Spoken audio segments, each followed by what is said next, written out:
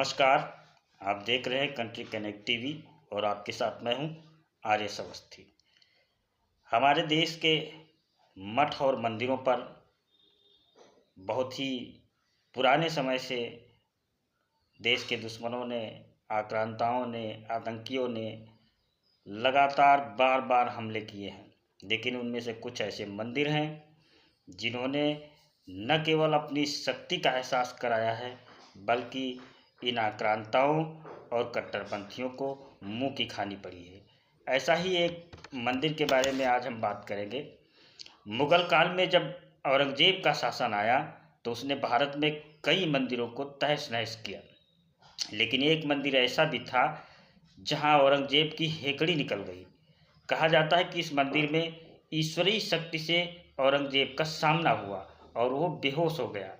यह प्राचीन मंदिर प्रयागराज में स्थित नाग वासुकी मंदिर है। आइए आज हम आपको बताते हैं नाग वासुकी मंदिर के बारे में सब कुछ विस्तार से। ऐसा कहा जाता है कि जब मुगल बादशाह औरंगजेब भारत में मंदिरों को तोड़ रहा था तो ये प्राचीन नाग वासुकी मंदिर को खुद तोड़ने पहुंचा। जैसे ही उसने नाग वासुकी मंदिर की मूर्ति पर भाला चलाया तो अचानक वहां से दूध की धार निकलने लगी। दूध की धारा औरंगजेब के चेहरे पर पड़ी और वो बेहोश हो गया। बता दें कि प्रयागराज में नागों के अनेक अनोखे नाग वासुकी मंदिर के दर्शन बिना संगम नगरी की तीर्थ यात्रा अधूरी मानी जाती है। धर्म और आस्था की नगरी प्रयागराज के संगम तट से उत्तर दिशा की ओर दारागंज के उत्तरी कोने पर अति प्राचीन नाग वासुकी मंदिर स्थित है। इस मंदिर में नागों के राजा वासुकी नाग विराजमान रहते हैं। मान्यता है कि प्रयागराज आने वाले हर श्रद्धालु और तीर्थ यात्री की यात्रा तब तक पूरी मानी नहीं होती है, अधूरी मानी जाती है, जब तक कि वो नाग वासुकी का दर्शन न कर ले।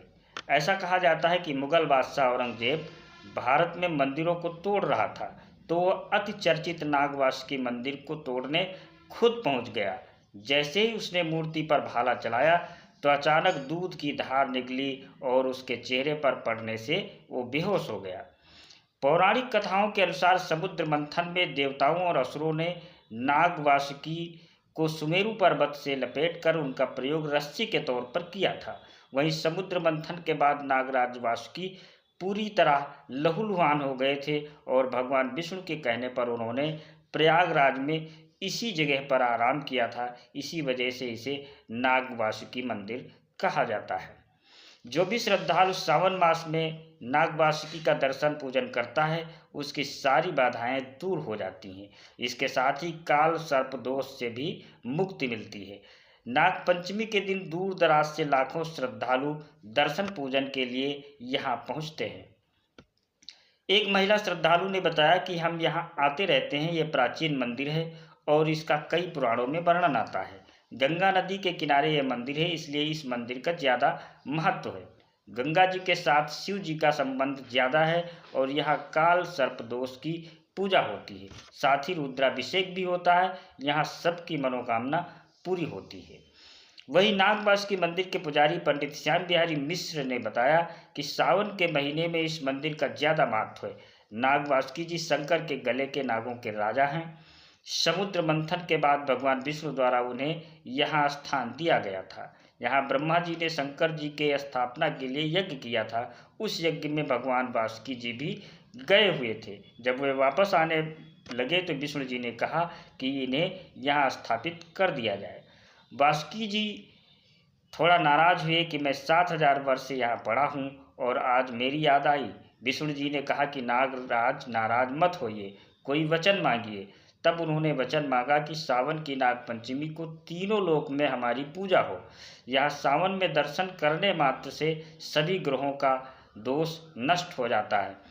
कुंभ आने वाले तीर्थयात्रियों के लिए यह मंदिर विशेष महत्व रखता है। इस मंदिर का दर्शन पूजन करने के बाद भी कुंभ तीर्थ सफल माना जाता है। सरकार की ओर से यहाँ निर्माण के काम कराए जा रहे हैं। यहाँ दर्शन करने वाले दर्शनार्थियों की संख्या में प्रतिवर्ष बढ़ोतरी हो रही है।